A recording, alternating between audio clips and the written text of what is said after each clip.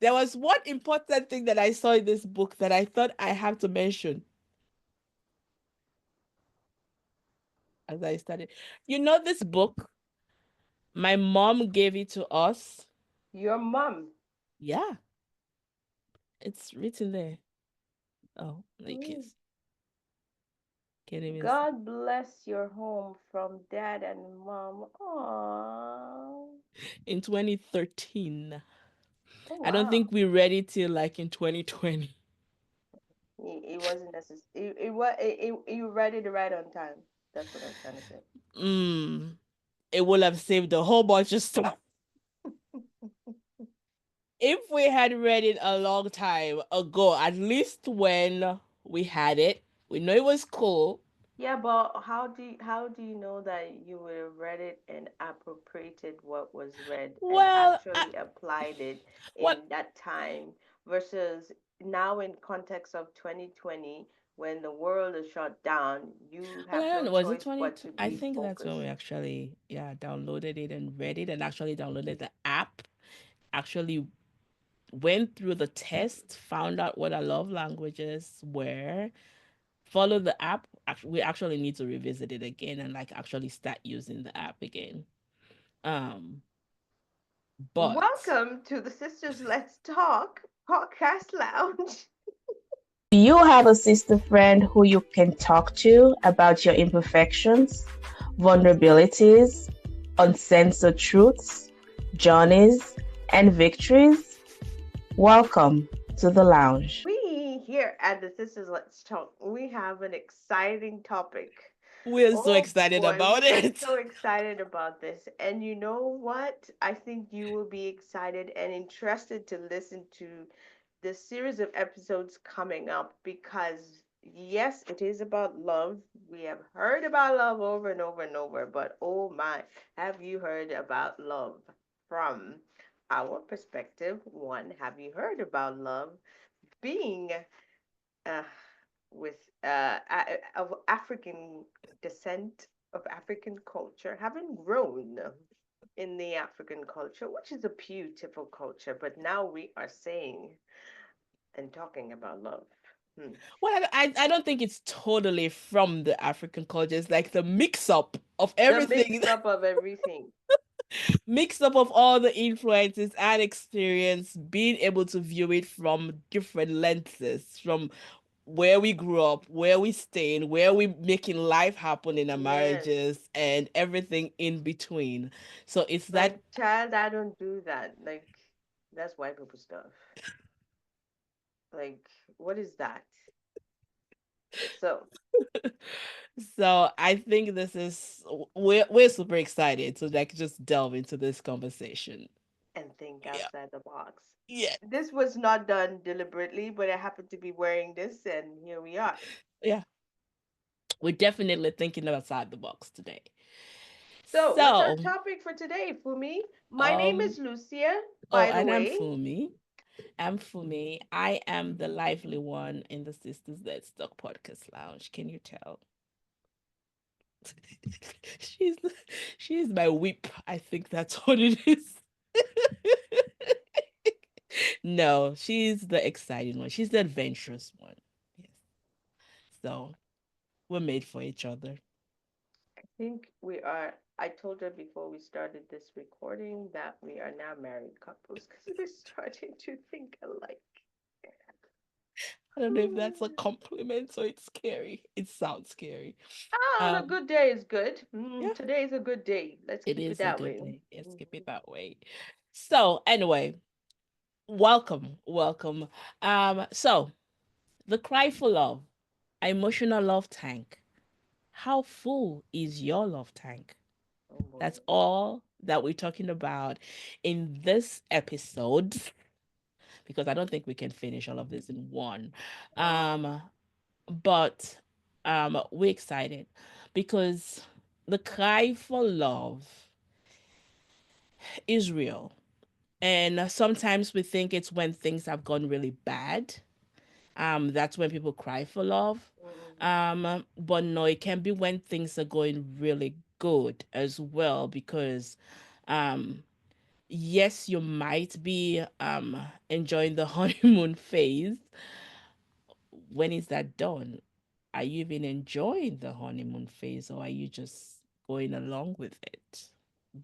The Because, honeymoon phase end. Is there a honeymoon anything such as an honeymoon phase? Should there be? Are we putting too much pressure on each other? all of that. So, welcome to the conversations. Welcome to the lounge. And you know, you can't talk about identity, which we started our year with. So go back and listen to the identity episodes without talking about love. We've actually talked about self love. Yes. Remember, we had an episode where we talked about self love.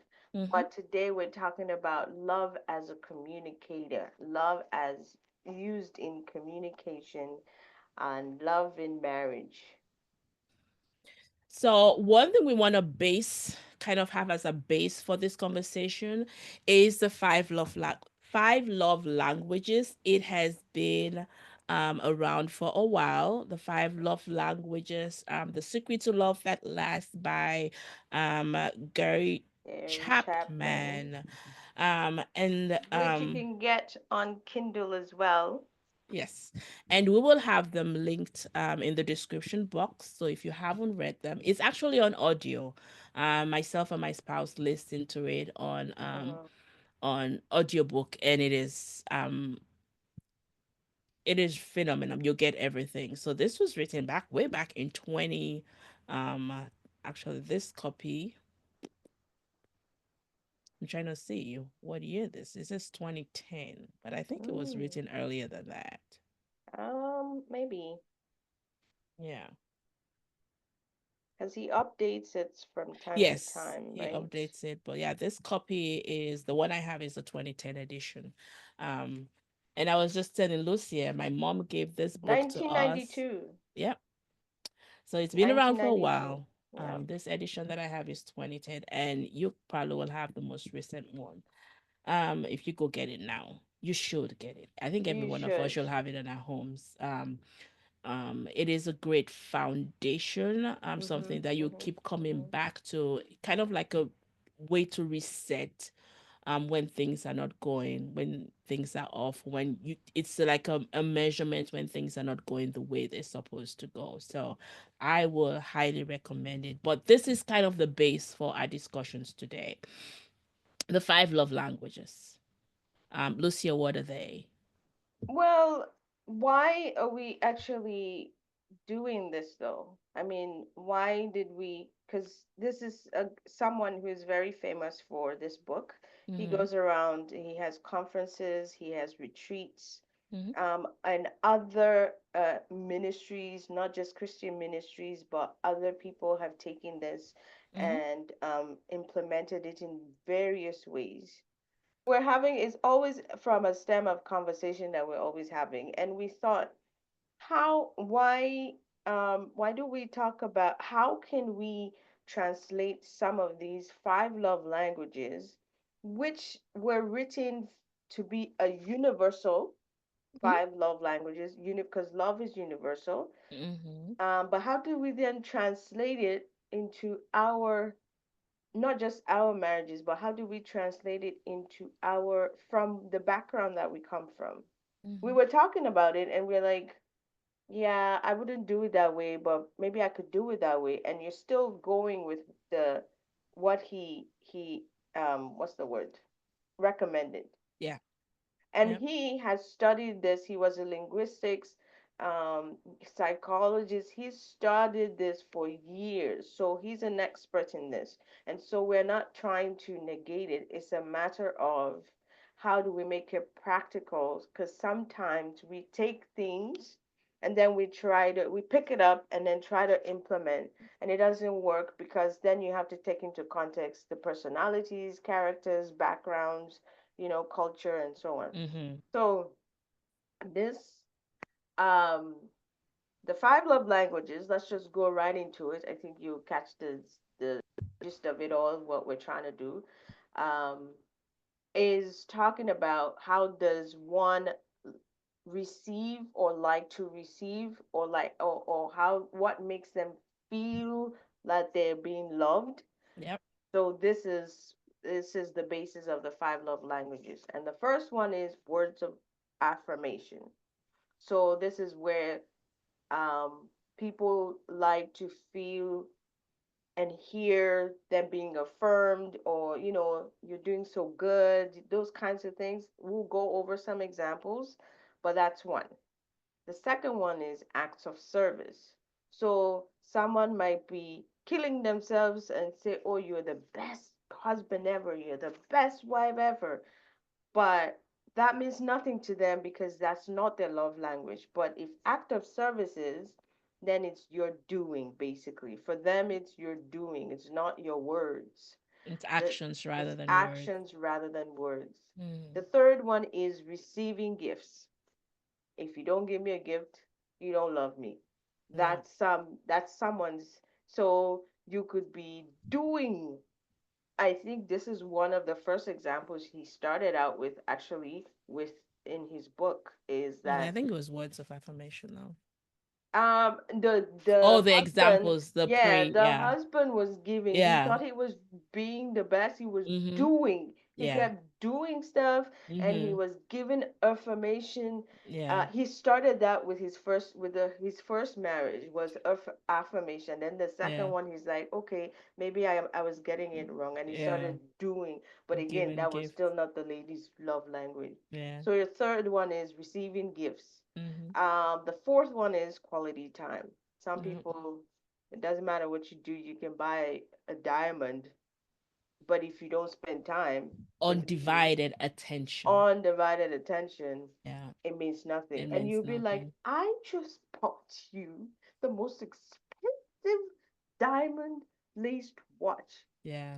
And they're like, okay, but they want Yeah. quality time. And the Yeah. last one is physical touch. Mm-hmm. So there is, even if we will post it, right, for me, Yep. there is a quiz that he has that you can go through and you find out what your love language is. And as couples, it's nice that you go through it together so everyone Yep. figures out what their love language is. And of course, you will find that you don't have one Oh yeah. specific love language, but there's always, with all these other even the um, things when you go to work, for workplaces and so on, professional grading and so on, you don't Mm-hmm. always fit in one, but you will find there's one that overarches over others. You have a Yeah. little bit of everything. So these are Yep. the five love languages. Yep. And So now if we want to go through them real quick, words yes. of affirmation, acts of service, receiving gifts, quality time, and physical touch. Hmm. So with that said, right? So Lucy, I'm gonna ask you, I always put you on the spot. What is um what is one of the hardest things about having a overarching love language for you? Well, that becomes your expectation. Mm, That becomes your expectation, and that is how you rate the individual, your mm-hmm, spouse, your partner. This is how you rate them. This is, you're always expecting this, mm-hmm. so it's your expectation, and that's Um, the hardest part. yes. And if it's not met, then everything else falls apart in your mind. I, I, I, I I don't. For me, I don't think it like everything falls apart. I feel like going back to what we Wait a talked minute, about. was that a personal question? Yes. Oh, Um, that was not a personal answer per se. That was a logical oh, that was a response. logical response.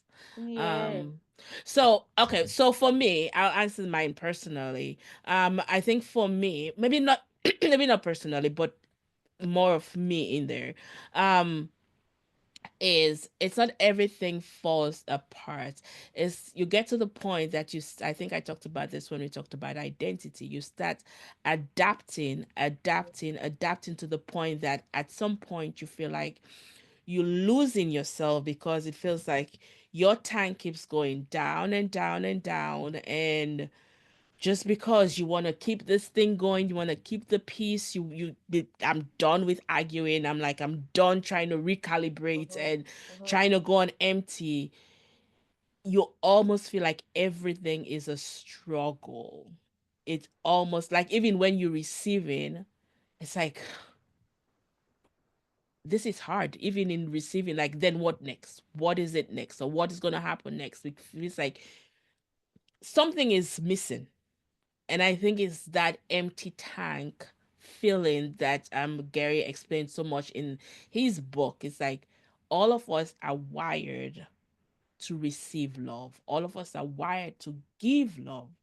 I think Mhm. somebody put it this way, that we're really not hard to love because we're wired for it. God wired us for it. We were made to feel love. We're not made to go through life alone.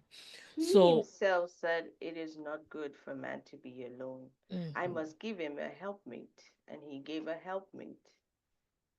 And sometimes it's not that we're not compatible. It's just that we don't know how to work with that Exactly. compatibility. We don't know how Exactly. to make ourselves compatible because we're expecting to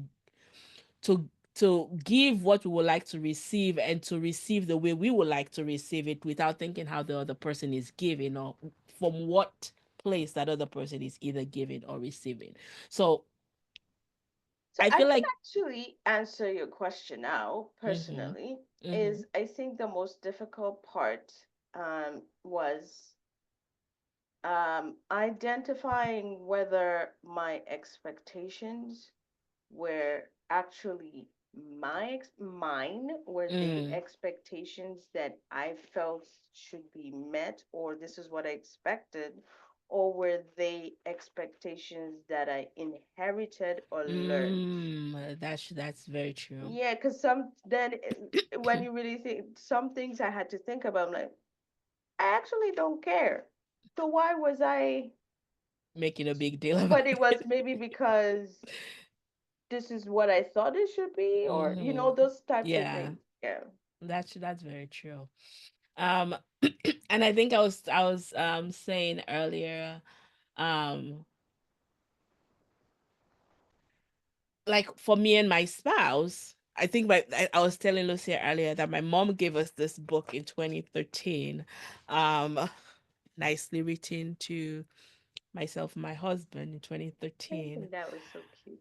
That was very cute. Actually, my parents have been married for over 47 years. They just celebrated their 47th wedding anniversary. And even prior to that, they've And always the kids held showed up on that day. It's like, come on, you just cramping their style. Moving on. and but they've always held marriage to this high esteem. I won't say they did everything right, and they will always say that too, that we didn't do everything right, but they hold the The the sanctity of the marriage, the sanctity of union. Yeah. marriage, yeah. And so there will be the like the you might call them the old school people. There's some things that a man shouldn't do, a woman shouldn't do, a man should Right. say, a man should not say, a woman should not even think about doing that, kind of thing. So normally I tell them like, no, Uh-oh. I know we have those wonderful conversations. My baby boomer brain and my Gen Z influenced brain, but yeah, but but that's the thing too, right? And I can see them even now, like I'm trying to bring the perspective of like just being able to see how they view things now that they live in a different environment, right? And how we used to be when I was little growing up. Like I can see them, that there are some things that I feel like have adjusted even for them, and the things that we are, myself and my husband, adjusting because of where we are and the things that we've learned, right? So going through this exercise of five love languages changed the perspective from what we were thinking even before we did it. right? Like Right. just that thought of, wow, the way you receive love, or the way you think um you feel love, is not the same way that you give love, And it's not right? the same for the It's not the partner, same the that the other spouse. Yeah. person receives it. So like Mm-hmm. for him, and I'll put his business out there as well as mine, but this is what it is. But for him, quality time, me sitting in front of him, listening and not being on my phone, or when he's doing something, like I just go sit there, even if I have nothing to contribute to that. Like Mm-hmm. just sitting there, being there, is his way of saying, like, you care, you love me, you're here for me. Whereas I'm fine with you being in the room, but when I make my art and I color, you better tell me that looks good. Right. I'm the affirming person. The Tell me it looks affirming good. person. Yes. So when we were able to learn that, go through that, it helps us be able to calibrate when something doesn't look right. Thank you, listeners. This conversation, wasn't it great? Oh my gosh, I'm still beaming from it. It was such a refreshing conversation, and we hope you got something out of it. Um, but like anything, especially talking about love, you just can't stop here. It's a day-to-day thing. So here's some Practice makes resources. perfect. Yes, here are some resources we have for you. We've already mentioned some of them in our conversations. Lucia, what are they? So we are going to have below the link to the questionnaire for you to discover what your love language is or are. Mm-hmm. And we're also going to have a link that leads you to the book. If you haven't read the book, we basically talked briefly about it. The book written by Gary Chapman, Dr. Gary Gary Chapman. Chapman. Mm-hmm. And so you'll find the link there. And then this is all for me. She has come up with, well, has given us a very good resource, whereas she calls it what? The love language conversation starter. We know, yes, maybe you've been doing some of these things, but sometimes it could get a little boring or you want to try something different. So it's always good to restart the conversation. And so she has this conversation starter questionnaire. It's very simple, very straightforward. And Don't forget to share your wins. We do have all the where you can share it right there on the resource. Share your wins with us. Send us an email if you have more questions or it's something you want us to cover on the show, or tag us on social media at hashtag love in action, so we know that you're doing it, and we just continue this conversation. We're all in this together, ladies and gentlemen. We're all in this together. We're making it work. We're navigating the new waters. We're navigating and making sure we keep this thing alive like God intended it to be.